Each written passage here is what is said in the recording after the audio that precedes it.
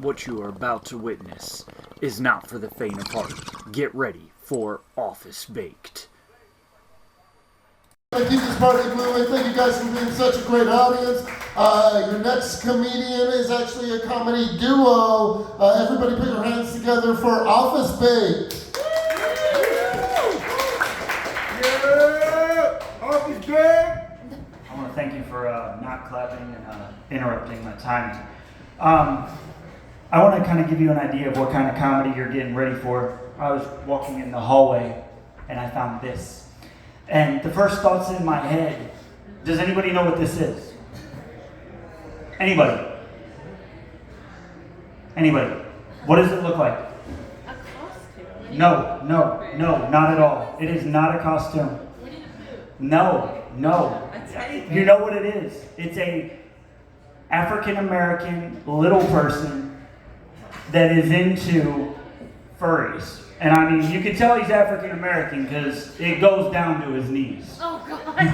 I literally walked to the bathroom and that thought went through my head. Yes, this is the jokes that we're going to be going to. And I felt bad because I was like, this dude lost his outfit. Like, there is a naked black little person running around Morgantown right now. Yes, we're going there.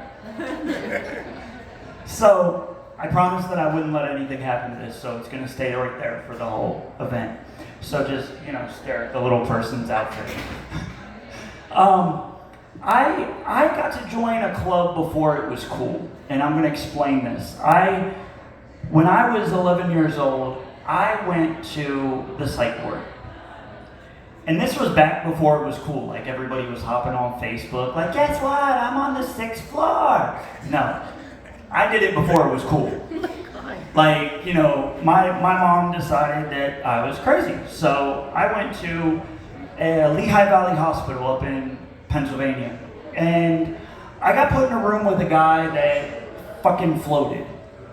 Like, I kid you not. And he swore that Mickey Mouse was on his shoulder. And Mickey Mouse didn't like me. To this day, I will not allow my wife to have anything Mickey Mouse in the fucking house. It can't happen.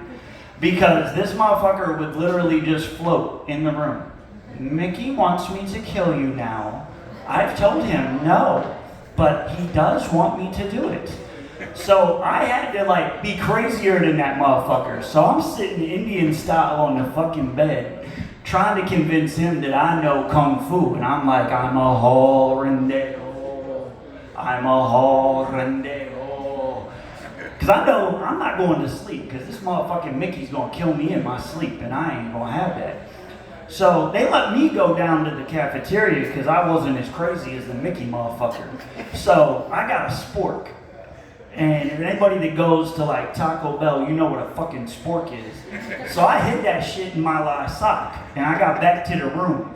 And I'm sitting there Indian style again doing my Kung Fu shit. He comes near me, I'm gonna spork his ass to death. Fucking doctor comes in, he looks at me, and he goes, hey, I need to talk to you for a minute.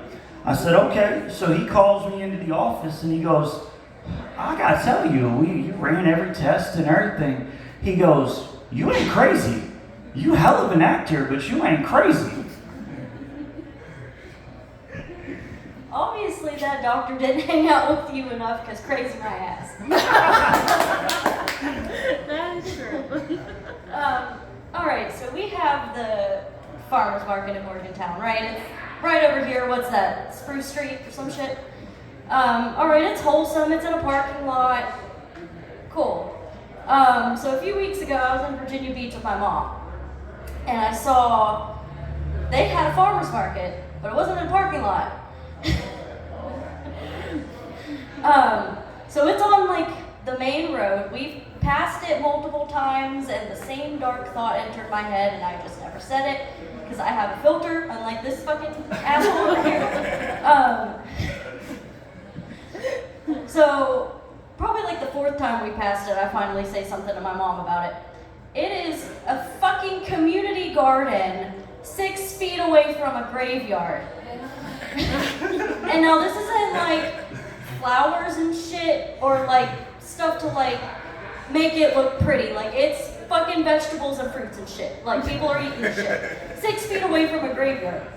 And I like finally say something to my mom about it, and she goes, well, I guess it's good fertilizer. The same thought that crossed my head every single time we passed it, and I never said shit. And she wonders why I ended up the way I ended up. So, another tidbit about me, I went to school with Method Man from Wu-Tang, and I was getting ready to go to prom. And the night before, basically his stepdad told us that if we put new insulation in his garage, that he would take us to prom and, give us money. Not a problem. So I decide I'm not going to ruin my outfit. I got some Johnny Blaze jeans, I got some fresh J's, I got my cross colors, polo. Ain't nothing going to mess that up. I'm down in my boxers, and I'm hanging insulation, stapling this shit up. Jay is freaking stupid, because what do you not do? Hang insulation in your boxers. So I then get dressed to go to the prom. Chick I had my eye on for about, the whole semester. I'm like, yo, I want to go dance with this chick. I need to dance with this chick. So I go up to her, I'm like, yo, let's dance. She's like, okay, no problem. Yes, score. But I can't stop itching. And it's in certain areas. I get maybe 2 steps into Boys to Men, although we go to the end of... And she's like, hey man, I gotta go to the bathroom. I'm having a bad, moment. And I'm like, okay, shit happens. So next day, John comes up to me, he goes, yo, you didn't tell me you had fucking crabs, bro. You were up in my house. I'm like, what are you talking about? He's like, the chick is all over the school telling that you were scratching your balls during the whole dance. She ain't even got one for that. So, how many of y'all watched The View? So I was flipping through the channels. Barbara Walters sat there and she tells me, she goes, it's not polite and never should you think about hitting a woman. Okay, so she didn't say I couldn't even do it. She said I can't even think about doing it. Which then started my brain churning. I'm like, hold up. There is one time when you're allowed to think about hitting a woman. Because have you ever thought about hitting your man? Me? Yeah. Or your girl, whatever. Has it crossed your mind? I'm half blind right now. I can't see who you're with. Yeah. Okay. Has the thought crossed your mind to hit your husband? Never. Now that's a fucking unicorn. Because I know she wants to hit me at least 3 times a week. Yeah. So, here's the problem. I said, women want equal rights, right? So at the end of the day, they should want to be treated. Y'all think about hitting us, we at least should have the right to think about it. I'm not saying doing it, but it's sad that people need a reminder during daytime television, like Jeffrey Dahmer sitting there flipping through the channels. Barbara Walters comes on, this is not polite. And you're like, well, fuck, I was just going to go fucking hit somebody. No. So I sat there and I said, there's got to be one time when it's right. And this is it, people. Make sure you take notes, because this is the one time you're allowed to think about hitting a woman. I said think. I didn't even say do it. I said think. And this is it. You come home to the house that you paid for. You worked a 12-hour shift. You walk into that house, and in your bed that you also paid for, your wife is fucking your brother. Now, while she's fucking your brother, she's snorting coke off a paycheck that she just deposited into her bank account that was your last paycheck. On top of that, she hands you with the free hand, because she's got to get it on with your brother and grab his ass so that it gets all in there. She hands you divorce papers. So now you realize you're going to be living on a futon at your mother's house who you don't even like to visit.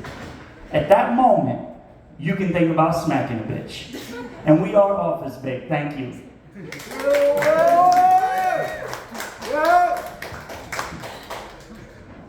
Office Baked, everybody. And your next comedian, you're in for a treat. She's also performing on the Ryan's. Oh wait, no, I almost skipped somebody. I'm doing a bad job. Your next comedian is performing at the Pissbox House Show coming up. Everybody put your hands together for Clint Beastwood. Clint, be the high. He's coming. He's on his way. What's up, guys? How we doing?